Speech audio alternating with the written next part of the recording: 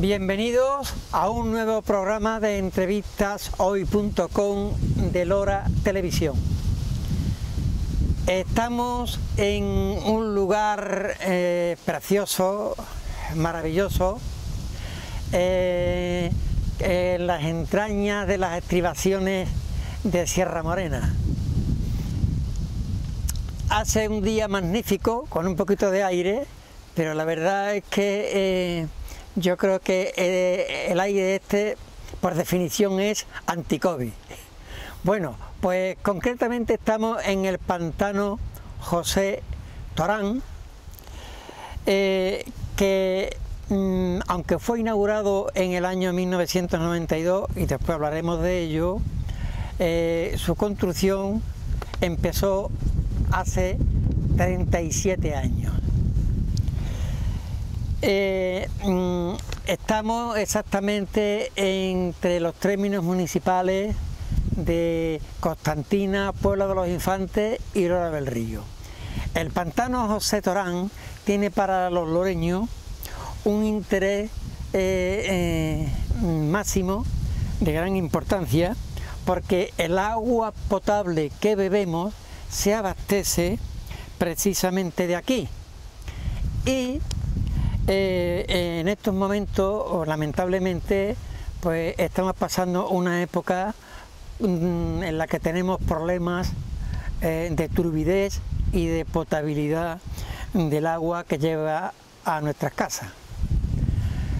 Bueno, pues el objetivo de esta entrevista reportaje es fundamentalmente dar a conocer más y mejor este hermoso y bello lugar, y que, como ya he dicho antes, tiene gran interés para nuestro pueblo Lora del Río. Y para hacer esta tarea pues nos va a ayudar Rafael Velasco Riejo. Rafael Velasco es peñaflorense, pero que vive en la Puebla de los Infantes, y toda su vida laboral, a lo largo de 38 años, la ha desarrollado aquí en la Puebla de los Infantes. Primero como maestro en el colegio y después como profesor de literatura y director del Instituto de la Puebla. Rafael, a partir de su jubilación, aparte de que ya era aficionado al mundo de la ecología, pues dedica parte de su tiempo al senderismo, a la naturaleza, a los huertos ecológicos y a las investigaciones de tipo antropológico, sociológico y de historia de la Puebla de los Infantes, y que va publicando en un blog que se llama La Puebla de los Infantes, un pueblo encantador, y también en artículos periodísticos. Además, desde el año 2015 es colaborador de la Universidad de Granada en la catalogación de fuentes, y que publica en una web que edita el Instituto de Investigación del Agua de la Universidad de Granada, y que es a su vez una página oficial de manantiales y fuentes de la Junta de Andalucía, que tienen el aval nada más y nada menos que de la Unión Europea, del Consejo Superior de Investigaciones Científicas, del Instituto Geológico y Minero de España y, por supuesto, de la Universidad de Granada. Y por último, la última faceta de la que vamos a hablar de Rafael es que fue teniente de alcalde en el cuatrienio de 1987-1991 en la Puebla de los Infantes, y pues le pilló en plena construcción, siendo edil del equipo de gobierno del Ayuntamiento poblense, que fue el responsable del embalsado del agua, de la deforestación del Baso, el diseño de la nueva carretera de Lora y de las gestiones de tierras sobrantes, etcétera, etcétera. Como veis, Pues Rafael tiene muchas cosas que contarnos. Rafael, buenos días o buenas tardes. Buenos días a todos los televidentes de Lora del Río. ¿Qué pasa? ¿Cómo estamos? Pues bien, bien. Estamos como tú bien decías, en un sitio maravilloso que, bueno, pues que nos protege contra el coronavirus y que con este aire, este sol, estas panorámicas, esta vegetación, bueno, aquí estamos muy a gusto.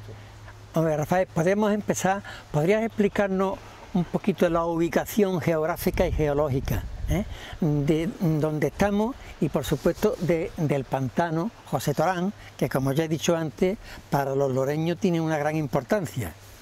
Bueno, justo lo que nosotros pisamos es el cauce del río Guadalbacar, y la presa que estamos observando desde aquí, una panorámica extraordinaria, es una presa que va a embalsar agua de una subcuenca del Guadalquivir o subcuenca de la cuenca del Guadalquivir, que comprende uno de los valles de la Puebla, el Valle de Castril, antiguo Valle de Valgruado. Es importante que conozcamos que se trata de una subcuenca, porque cuando estemos en este valle, pues notaremos que es un valle de sedimentos marinos, de piedra caliza, calcarenita, igual que y por supuesto materiales de aluvión, arena, limo, grava, igual que el que nos podemos encontrar en el Valle del Guadalquivir, ¿de acuerdo? Es decir, cuando el océano entró en la cuenca del Guadalquivir, entró a la vez en esta subcuenca y en la subcuenca del otro valle de la Puebla, que es el Valle del Infierno. El pantano ocupa tierras sobre todo de la Puebla, y de los términos municipales de la Puebla y de Lora del Río. Bueno, sí, pero fundamentalmente, a ver, delimitemos. La presa es loreña, el embalse decimos que es puebleño. Porque tú haces diferencia entre la presa y el embalse. Sí, para el estudio de lo que hoy vamos a tratar, habría que hablar de la presa y del embalse. La presa es la construcción y el embalse es bueno, pues la retención del agua para, en este caso, abastecimiento y riego, y después hablaremos también de cómo cambiaron las funciones con el tiempo. Sí es cierto que el Guadalbacar es un río que sirve de límite entre Lora del Río y la Puebla de los Infantes. Por tanto, hay un tramo del embalsado que también es un poquito de Lora del Río, ¿de acuerdo? De hecho, en el proyecto, no sé si me vas a preguntar por el proyecto o los proyectos, está el anteproyecto, el proyecto. Sí, pero antes de eso, Rafa... Es que se le llamó antes, se le iba a llamar la presa del Guadalbacar o el embalse de Guadalbacar. Ahora veremos por qué se cambió a otro nombre. En concreto, te quería preguntar que el agua que se embalsa aquí, ¿de dónde proviene? Bueno, el agua que se embalsa aquí proviene de arroyos, fundamentalmente de arroyos del término municipal de la Puebla de los Infantes, en su parte oeste,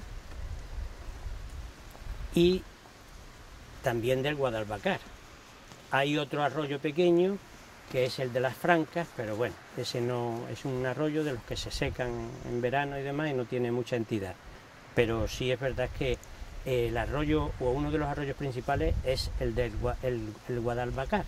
Y a su vez, ¿ellos de qué pues tierras vienen? Estos arroyos de la Puebla y el Guadalbacar provienen ya de las estribaciones o de las sierras de Constantina, que serían las cordilleras que vamos a ver ahí después, desde el embalse hacia el oeste, ¿vale?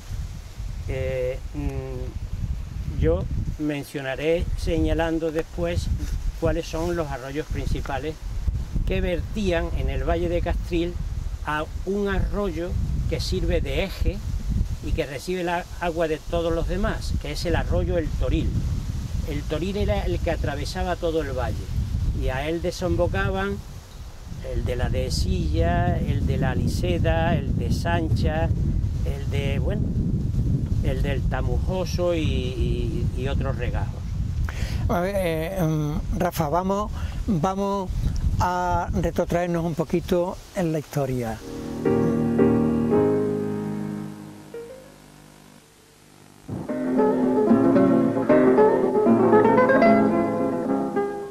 La presa de José Torán se ubica en el río Guadalbacar, afluente del Guadalquivir, y forma parte del esquema general de aprovechamiento previsto en el plan de la zona regable del Benbézar, junto con los embalses de los ríos Belvézar y Retortillo.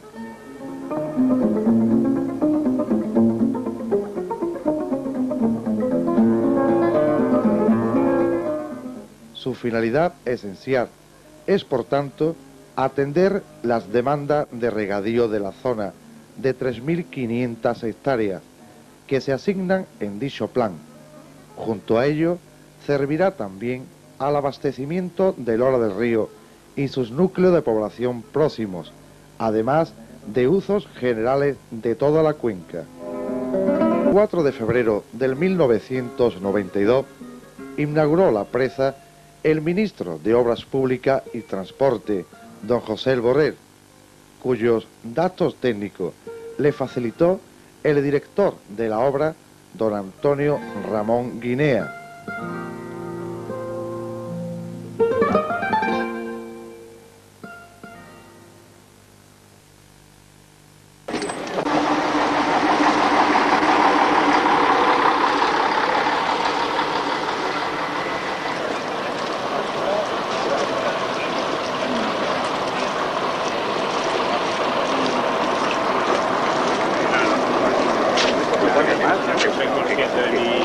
Por pronunciar unas palabras después de la inauguración de cualquier cosa. Y si se trata de una presa como esta, que además tiene nombre propio, conlleva...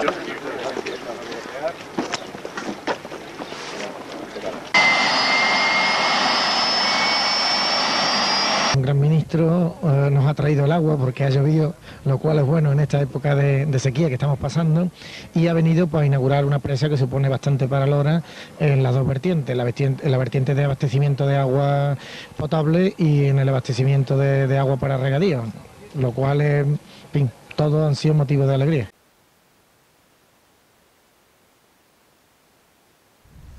Cuando se empezó la construcción hubo que hacer expropiaciones, desalojos de tierras, de viviendas.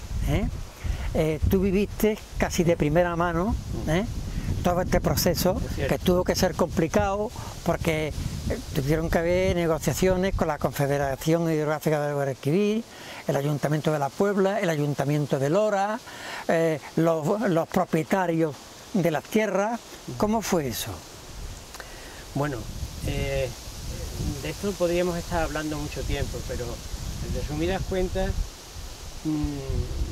efectivamente el desarraigo que supuso fue un trauma, sobre todo emocional, pero yo creo que fue compensado de alguna manera porque económicamente se hicieron bien las cosas.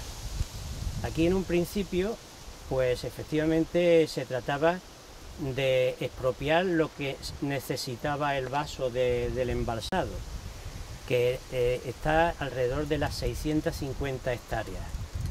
Pero los propietarios, con buen criterio, se plantearon que no tenía sentido que sus mejores tierras se expropiaran, que eran las tierras del valle, y después lo que da a la parte oeste de esta Sierra León, de la que después hablaremos. La sierra es una estribación, una pequeña cordillera, aquí un poco aislada, entre la que se encuentra el Valle de Castril y las que hemos mencionado de la procedencia de los arroyos, esta Sierra León llega, como sabrán muchas personas, desde Setefilla, o desde justo donde estamos, aquí comenzaría, hasta, se mete en el término, va por el término de la Puebla, término de Peñaflor, hasta el final de la dehesa de Almenara, ¿no? Entonces, estas propiedades, muchas de estas propiedades, como digo, tenían parte dentro de lo que era el emboscado, el matorral mediterráneo de la Sierra León. Eso ellos ya no lo querían, que se les quedara ahí lo más improductivo. Entonces, con negociaciones que se llevaron a cabo, ellos se buscaron buenos asesores, abogados y demás, y como se trataba de hacer una expropiación forzosa, pues forzaron, valga la redundancia, a que la compensación fuera que bueno, pues que tenían que expropiarle todo. Con lo cual, para la construcción de esta presa y embalse, se expropió el doble de lo que estaba previsto, con lo cual se les compensó a estas personas económicamente bastante bien, ¿no? Yo creo, no sé, posiblemente haya alguna que no quedará satisfecha, siempre habrá, pero yo creo que se compensó ese desarraigo que iba a tener lugar. Al pueblo también se le compensó, si quieres que tratemos, se le compensó un poquito también el que se eliminara de ahí una mano de obra que perduraría por los siglos, ¿no? Entonces podemos hablar después también de algunas compensaciones que recibió el pueblo. Originalmente el nombre de este embalse, de esta presa, iba a llevar el nombre del arroyo por el que va el cauce, ¿verdad? Claro. Arroyo Guadalbacar. Después se cambió a última hora por José Torán. Sí. ¿Este cambio a qué fue debido? Pues vamos a ver, digamos, esta presa es una de las 3 presas que estaban previstas en el Plan Benbézar de los años 60. El Plan Benbézar, saben ustedes que nace para abastecimiento de poblaciones del Valle Medio del Guadalquivir y para riego, con un pantano o embalse de referencia que es el Benbézar, el más grande de los 3. Para que nos hagamos una idea, tiene una capacidad de 208 hectómetros cúbicos, es el más grande. Después venía el del Retortillo, mucho más pequeño, una capacidad de 60 hectómetros cúbicos.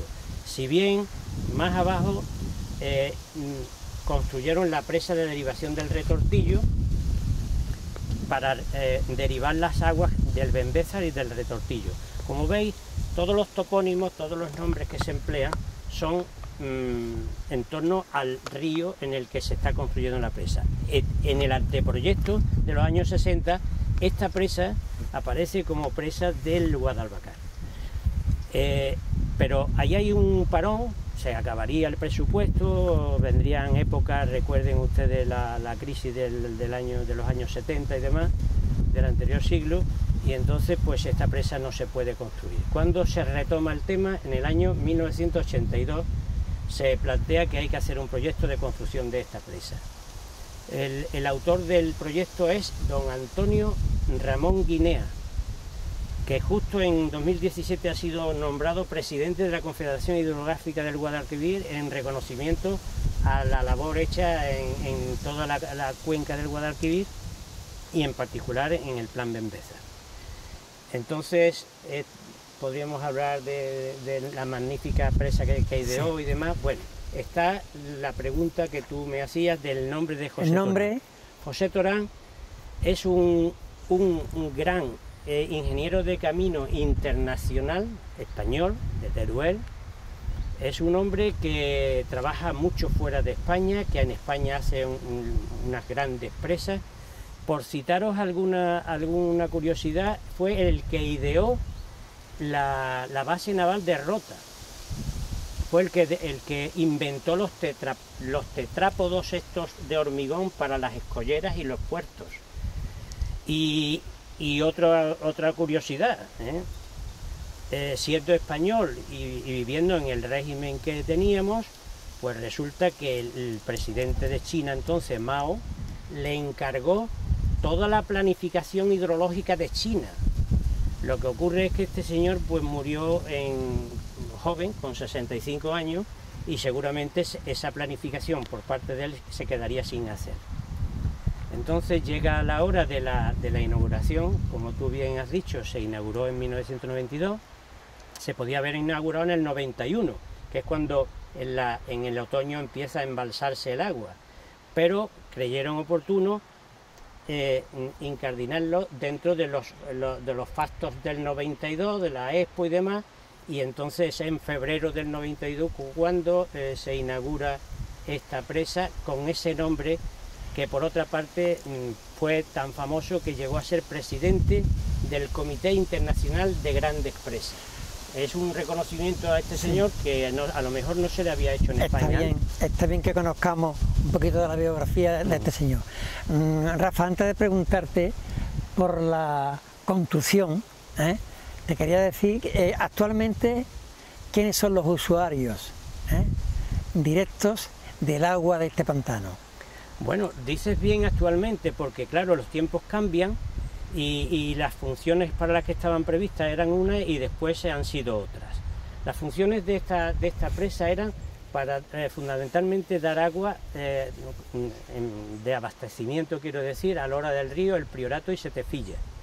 Y después había contemplado que atendiera 350 hectáreas de regadío entre la zona de Lora del Río y Alcolea. Eso fue en los años 60, pero hasta que se empezó a construir pasaron 20 años y entonces las funciones hubo que cambiarlas. ¿Por qué? Porque ya se había salvado el tema del regadío y entonces las funciones que le han quedado a estas presas son, aparte vuestro abastecimiento de Lora y los pueblos, las aldeas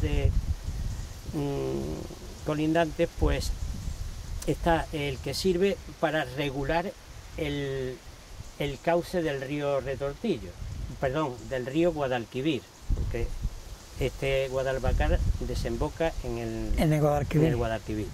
Entonces, tiene que regularlo. El motivo de que con la sequía que tenemos, el pantano en recesión absoluta, con el 25% de capacidad de agua, de caudal, pues como vemos ese agua que se está perdiendo, pues no se está perdiendo, le está dando vida a este arroyo que tiene que tenerla para salvar su ecosistema y le está regulando el cauce del río Guadalquivir. Asimismo, cada cierto tiempo tiene que atender el tema de la salinidad del agua de los pueblos arroceros como Isla Mayor y demás. A veces el agua, saben ustedes, que contiene demasiada sal para el cultivo del arroz, y este pantano corrige esa salinidad de ese agua a través del río Guadalquivir, claro. La presa de tipo bóveda se apoya en dos estribos de gravedad en ambas márgenes. El terreno de cimentación se compone principalmente de esquitos muy fracturados de edad cámbrica y a fin de mejorar su característica se ha realizado un tratamiento de consolidación con inyección de lechada de cemento hasta una profundidad de 15 metros.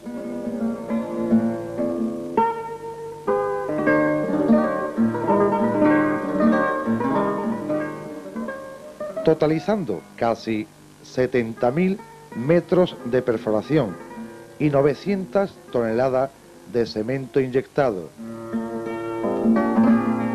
Se inició la construcción de la presa en septiembre del 1983 y en diciembre del 1991 se prevé iniciar la puesta en carga y su consiguiente entrada en servicio.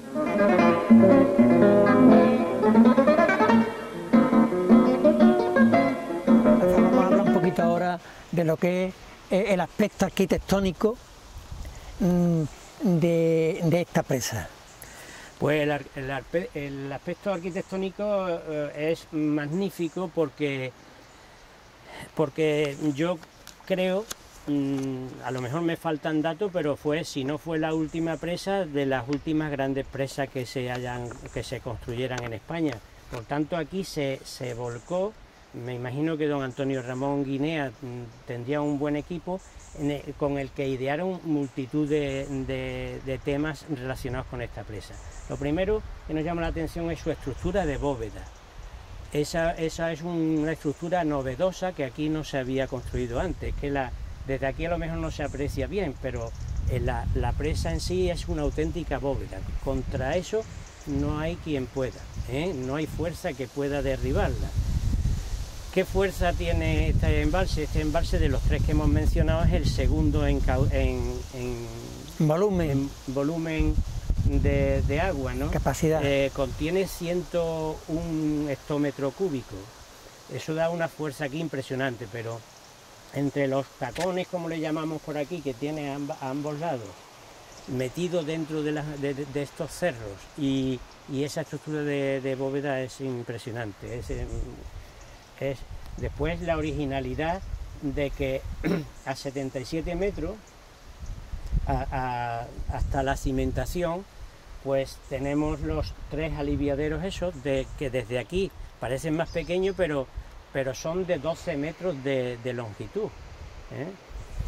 Esos aliviaderos, en el caso de una gran avenida de agua, pues los va ¿alguna vez ha ocurrido? Que ha ocurrido, los va a desembalsar fácilmente, porque por ellos se desaguan 80 metros cúbicos por segundo. Quiere decir que eso en 15 días, por mucha gran avenida de agua que haya, el pantano se queda a su cota de máximo embalse, que está en 147 metros. ¿Qué decir también? Pues que antes hemos estado hablando de los arroyos. Cuando se diseña una presa de estas características, que esto tiene un coste impresionante, pues hay que ver también la pluviosidad de la zona. Esta pluviosidad en término medio está en 700 y pico litros al año. Si bien puede ocurrir, como este año pasado, que estuviéramos en 400 y pico, pero habrá otros años en que estaremos en 1000. Rafael, emocionalmente, el pantano José Torán, la pertenencia del pantano José Torán, ¿de quién crees tú que es más? ¿De los loreños o de los puebleños? Bueno, en algunas cosas es más de los puebleños, por aquello que hablamos de que ahí se ha criado muchísimas personas. Yo raro es el día que no me encuentro a personas que yo las relaciono con haberse criado en un cortijo del valle, o haber estado trabajando, o haber tenido una pequeña huerta. Cuando vas por el pueblo, tú vas relacionando a personas con... ¿Y la siente como suyo? Hombre, si no como suyo, ellos han dejado ahí parte de su vida y de su historia, y la de sus padres, sus abuelos y demás. Pero sí es cierto que Lora también tiene, bueno, hay una razón ya de peso, que es la que tú has planteado, es que estáis abastecidos por este embalse. Entonces, eso es una suerte para Lora. Digamos, un cordón umbilical que os une a ella, ¿no? De hecho, aquí se hicieron cosas en las que los ayuntamientos de La Puebla y de Lora se tuvieron que poner de acuerdo para que, bueno, pues se compartieran los beneficios y los sacrificios, ¿no? Cuando se construyó la presa, yo me acuerdo, ya vivía yo en La Puebla, pues resulta que, bueno, como estaba en el término de Lora, ¿quiénes venían a trabajar a esta presa? Pues venía un autobús de 50 personas de Lora y un Land Rover de 6 o 7 personas de La Puebla. Entonces, claro, se ve que el ayuntamiento de Lora entonces apostó fuerte porque, bueno, pues claro, porque había que estar. Después la deforestación del Baso, pues ¿quiénes vinieron a trabajar? Pues gente de La Puebla, porque estaba el embalse allí. Después el tema de carretera lo tuvimos que pelear entre los dos ayuntamientos, porque claro, la Confederación quería compensarnos con arreglar la carretera en Sevilla 146, la que llamamos aquí del Sanguino. Del Sanguino. Pero nosotros decíamos que no, que había que hacer una carretera nueva. Pero nos pusieron como condición que si se implicaba el Ayuntamiento de Lora y la Diputación, y que a partir de Setefilla o de la presa, mejor dicho, hicieron una buena carretera como ellos pensaban hacer, que sí, que si no, nada, nada.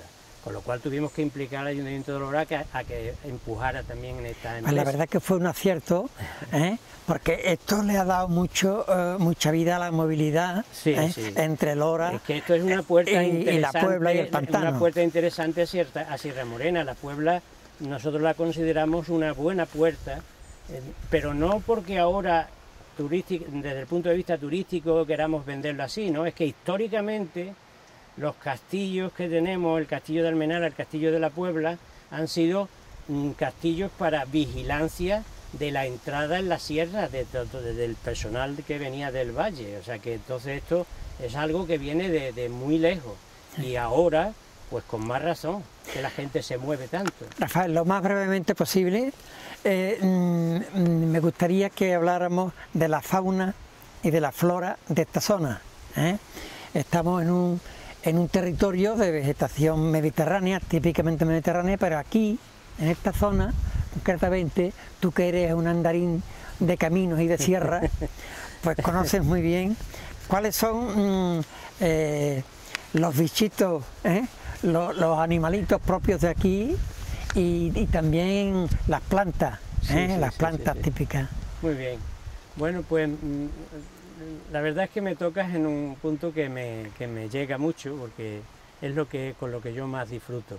Para que no se me olvide, tengo que empezar por lo último. La presa alberga una pequeña colonia de vencejos cafre y de vencejos moro que proceden de África, que se han aclimatado a vivir aquí en la presa y que son únicos en toda Europa. No los podemos apreciar porque vuelan muy alto, pero sabemos que están. Y sobre todo por las tardes, cuando vienen ya a refugiarse aquí a los aledaños de la presa, y aquí anidan también, viven casi ya todo el año, las dos especies. Tenemos una especie muy rara que se da aquí en este embalse, que es el elanio azul. Es una especie, tú la ves y parece una paloma blanca con pintas azules, pero no es una paloma, es un ave rapaz, que es el elanio, que también se ha aclimatado muy bien aquí. Tenemos aquí un poquito más abajo, que he observado yo desde los aledaños de la ermita de Setefilla, un anidamiento de águilas perdiceras. Aquí la avifauna, por supuesto, es extraordinaria, es de los pocos sitios que nos quedan con una avifauna interesante. Yo he avistado también nutrias en lo que es la desembocadura del Guadalbacar. No se me puede olvidar que estamos ante el embalse o pantano, como le queramos llamar, el segundo de Andalucía, con más capacidad de pesca y de más atractivo de personas que vienen de muchísimos puntos de Andalucía a pescar a este embalse. De ese punto hablaremos después. Bueno, pues lo hablamos después. Y de las plantas... Sobre plantas, pues estamos justo en un bosque de ribera del Guadalbacar, pero estos bosques de ribera se suceden con sus álamos, sus chopos, sus álamos blancos, como este que tenemos aquí, se suceden en todos los arroyos de la Puebla, con lo cual tenemos unos parajes espectaculares, ¿no? Eso, en aquel lado del embalse vamos a ver sobre todo dehesas, con mucha encina y demás, fundamentalmente encina, y en este lado, aunque continúa la dehesa con encinas, quejigos que se dan aquí y no se dan en otros sitios, pues tenemos muchas variedades de jara, jara blanca en los lugares donde hay caliza, jara pringosa donde hay detritos, rocas detríticas, que aquí de las le que llamamos... se utilizaban antes en las panaderías, sí, para hacer sí. a los hornos. Sí. pues por eso se distingue el terreno, ellas mismas nos van indicando en qué terreno vamos pisando. Que tenemos la jara blanca con la de la florecita rosa, pues vamos por un terreno calizo. Que tenemos jara pringosa o la jara morisca, pues estamos ya en un terreno más de piedra. En principio fue metamórfica, pero se ha ido deteriorando y formándose esas piedrecitas detríticas que nosotros aquí en la Puebla le llamamos guija, y sirve para pavimentar los caminos. Y también plantas aromáticas. Plantas aromáticas muchísimas, claro. Plantas juncos, veremos lentisco, veremos el espino albar, que curiosamente tiene 4 nombres: espino albar, espino blanco, espino de majoleto o majuelo, que vienen personas a recoger su flor para tranquilizarte, para bajarte la tensión, para, digamos, que para cuando... Y con aspectos medicinales. Sí, es una planta medicinal que se da mucho aquí. Hay un tipo de seta que se come mucho por aquí, ¿no? Sí, sí, entre las jaras, lógicamente, la seta,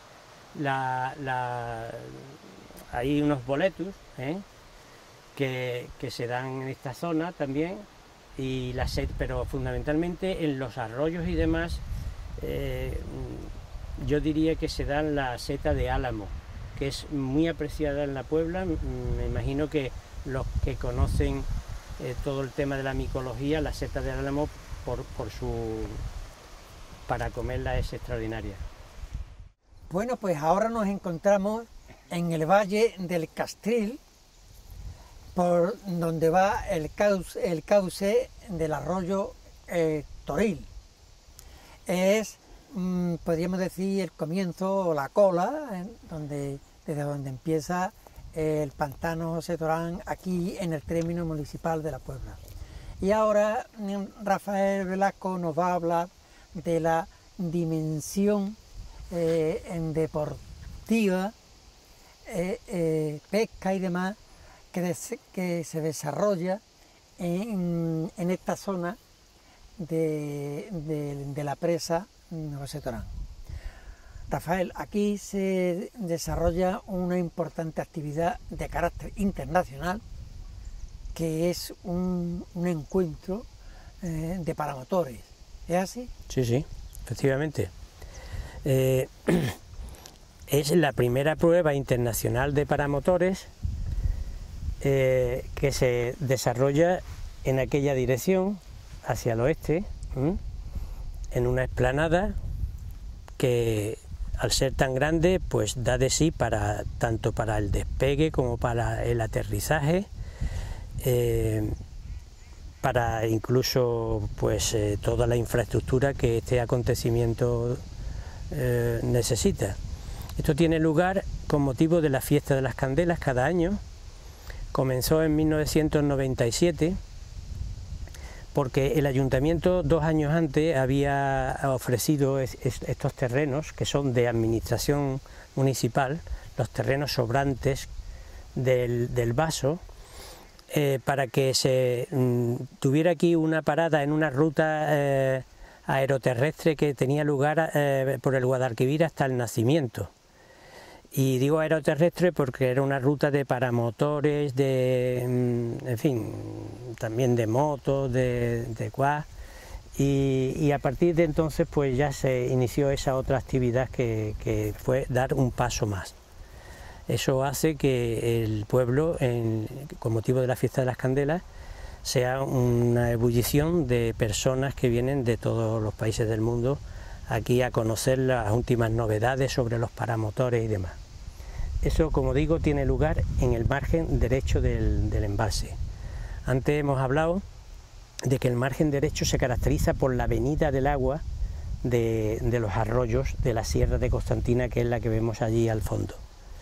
Esta margen izquierda donde nos encontramos es más de las fuentes, se localizan entre 10 y 12 fuentes, según tengamos en cuenta alguna que ha dejado de la surgencia, que se ha secado, pero bueno, pues aquí estas fuentes le han dado mucha vida a esta margen y prueba de ello son la cantidad de pequeñas propiedades, de huertas, huertos y demás que hubo aquí antes del embalsado del agua. Sí. Rafael, lamentablemente la época en la que estamos viviendo en estos momentos, pues hace que veamos el pantano en unas condiciones pues, que producen tristeza, y a su vez nos permite ver, al haber tan poca agua, algunas cosas o monumentos como el puente que vemos a tu espalda, que quedaron debajo del puente, pero que hasta que no se llene, pues está ahí, y hay bastante gente que le tienen cierto cariño y apego. Y háblanos un poquito, muy brevemente, de qué fue ese puente.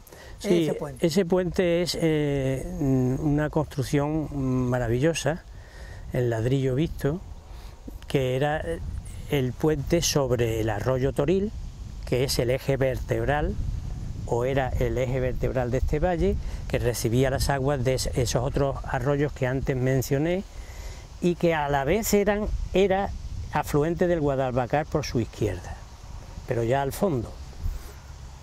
El puente, como digo, es una obra arquitectónica preciosa que creemos que es del tiempo de la dictadura de Primo de Rivera, en la que se hicieron puentes magníficos que son hoy auténticos monumentos, ¿no? Por encima del puente, por cierto, desembocan los arroyos de Silla y Eliseda, y próximos a lo que sería la cola del pantano. Si quieres hablamos de los usos que tiene este embalse. Hemos hablado de la pesca, tenemos que añadir también, hemos hablado también del avistamiento de aves, un lugar magnífico para avistar aves. Desde aquí estamos observando cormoranes ahí, descansando de sus vuelos. Podremos ver en cualquier momento patos azulones, garzas reales. De observación y avistamiento del cielo. Del cielo, efectivamente. Estamos en una zona de starlight, como se le llama, de poca contaminación lumínica y contaminación en sí, por lo cual se pueden avistar las estrellas y los planetas perfectamente. Esto se viene haciendo desde luego desde el Mirador de las Palomas, que es uno de los dos puntos geodésicos de la Sierra León a la que nos referíamos antes. Este es un poquito de menor altitud, y la mayor altitud de todo este contorno, saben ustedes que es el Cerro de San Cristóbal, con 467 metros de altitud. El pantano ha colaborado bastante a que esta zona sea un punto de atracción turística. Sí, efectivamente. Aquí no solamente los paisajes y el valor paisajístico que tiene esto, sino también los senderos y los caminos que se han abierto desde que el pantano existe, le ha dado a esta zona y a la Puebla, ha revalorizado el carácter del turismo rural. Háblanos un poquito, Rafael, de los senderos que se pueden recorrer por aquí, y aprovechamos también para señalarle a los que nos están viendo dónde está el punto más alto de estas estribaciones de Sierra Morena, el punto geodésico, y del Mirador de las Palomas. Bien, no hemos terminado con el tema de usos de este embalse. El embalse está autorizado para navegación, pero como su función principal es la de abastecimiento del Lora del Río, pues no se puede navegar con motores fuera borda de gasolina, sino que se puede navegar con una piragua, con un motor incluso eléctrico de batería. Está autorizado también para los baños, salvo en la zona de la presa, de donde venimos. Está autorizado para picnics. De hecho, el ayuntamiento o los ayuntamientos han ido sucesivamente manteniendo una zona recreativa de barbacoas y demás, y está autorizado para la restauración y el personal, como puede ser la venta de las palomas que tenemos aquí al lado también. Bien, efectivamente aquí hay unas posibilidades de sendero y de fotografías inimaginables. Tenemos el sendero de los almendros, que parte del principio, de la cola última del embalse, del máximo embalse posible, y podemos ir por toda la margen izquierda admirando estos bellos paisajes hasta el cartel del término con Lora del Río, que supondría 5 kilómetros, 5 a la ida, además todo en horizontal, muy llano, 5 a la ida, 5 a la vuelta, serían 10 kilómetros. Podemos tener la opción de subir al Mirador de las Palomas, que por una vereda paisajística preciosa, que serían 2 kilómetros más, y a la vuelta pues serían 4, ¿no? Y para otros senderistas de más fondo, digamos, pues hay la posibilidad de venir al Mirador de las Palomas y recorrer todos los almendros a través del cerro santo, de este vértice geodésico de mayor altitud, que desde aquí no lo podemos apreciar, que está aquí detrás, en el centro de la Sierra León. Recorrer un pequeño tramo de la carretera que ha quedado ya como paisajística del Sanguino, ir al Mirador de las Palomas y hacer todo el recorrido a través de los almendros. Es decir, esto da unas posibilidades tremendas digamos, de expansión, y cuando estamos hablando de senderismo estamos hablando también de bicicleta de montaña, estamos hablando de caballo, para el que le gusta pasear a caballo, en fin, esto da muchísimo de sí, ¿no? Es de que las posibilidades de turismo y de turismo rural y ecologismo son inmensas. Sí, sí. Bueno, Rafael, nosotros estamos pisando un terreno que hoy no nos permite ver a gente pescando, porque al ser lunes, pues los lunes, como es un día ahí, como que la gente lo deja un poco ahí pero normalmente íbamos a ver gente que viene a pescar, gente que viene a pasear, gente que viene incluso a tomar agua de nuestra fuente. Bueno, esta es yo creo que es de los mejorcitos que tenemos en la Puebla. bueno, pues como esto da mucho de sí, ahora Rafael nos va para cerrar ya esta entrevista reportaje, Rafael nos va a hablar de una de las fuentes que él tiene catalogada y que tiene publicada en la web de la Junta de Andalucía, en colaboración con la Universidad de Granada, que se llama La Fuente de López. Sí, estamos en lo que fue una gran finca que tuvo hasta ganadería de toros bravos. Estamos observando ahí a la bajada en lo que fue el antiguo cortijo del tejero de esta familia. Esta familia que por otra parte hizo que este valle se dividiera en función de herencias, pero este valle desde siglos atrás había sido toda una gran propiedad que ellos recibieron, pero que después se ha ido cortando en otras propiedades más pequeñas.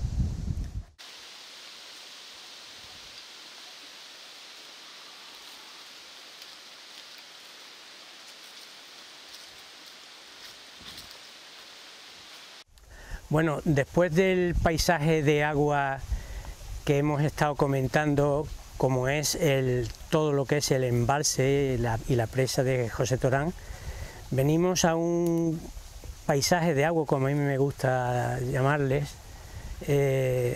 concreto, de este margen izquierdo del embalse, que es un espacio extraordinario, como ya hemos dicho, porque todo él, o casi todo, es dehesa, monte bajo, un poco de olivar y muchas fuentes, muchas.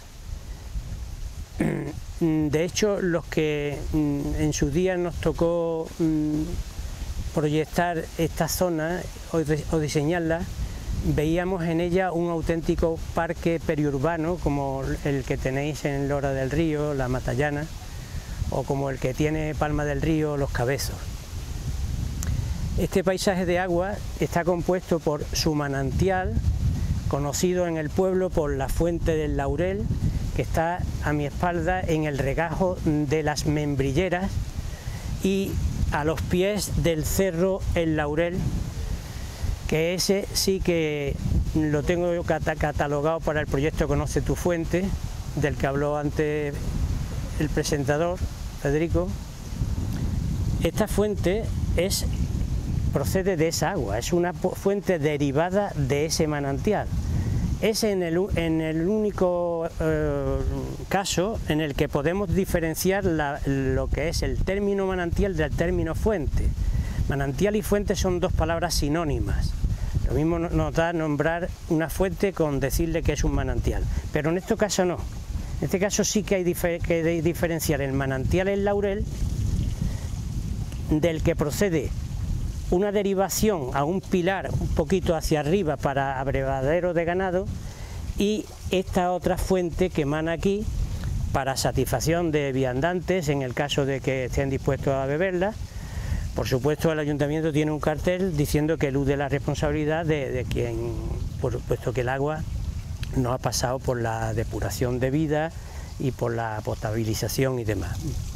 Pero bueno, aquí tenemos una antigua alberca que suministraba todo el agua que necesitó este cortijo del Tejero, junto con abrevaderos para el ganado. Y a continuación, pues vamos a ver una pequeña alberca que era la que regaba el agua de la huerta, pequeña huerta y huerto de este cortijo. Y así sucesivamente podríamos seguir por distintas propiedades hasta la presa. Dejamos esta propiedad, bueno, desde el inicio tenemos la famosa alameda de los antiguos huertos de Castril, que también he catalogado hace poco tiempo como paisaje de agua, con dos fuentes, dos surgencias que hay al lado justo en el camino de los almendros. Después tenemos el manantial de la Fundición, que son las ruinas que hay junto al puente de los Cinco Ojos. A continuación estaría aquella fuente o manantial del Laurel y fuente de Lope, y sucesivamente así iremos. Fuente de las Palomas y las Vera 1, Vera 2, son reminiscencias de lo que fue la vida en esta zona, fuentes que regaron huertas. Aquí hay también restos de alguna antigua huerta que debió haber aquí, porque el nogal, por ejemplo, es un árbol típico de las huertas. El sendero que ven ustedes que hace el giro este es el sendero de los almendros, del que hemos hablado. En fin, están todos invitados a venir aquí a este espacio maravilloso que compartimos, Lora del Río y la Puebla de los Infantes. Bueno, pues hasta aquí hemos llegado con nuestra entrevista en reportaje. Esperamos que este programa les haya gustado, sea de su interés, y también esperamos que este programa pueda ser un instrumento útil como recurso didáctico para los colegios y para los institutos que trabajen el tema ecológico, el tema de la fuente, y sobre todo para conocer mejor, más y mejor, el pantano José Torán y este entorno tan maravilloso en el que está inmerso. Naturalmente, antes de terminar, pues queremos darle las gracias a Rafael Velasco por habernos dedicado casi una mañana entera a hacer este trabajo, y desde luego el trabajo que no se ve, pero que está detrás de las cámaras, de Juan Fernández y del director de Lora Televisión, Antonio Olivero. Nada más, hasta nuestro próximo programa, muy buenas tardes.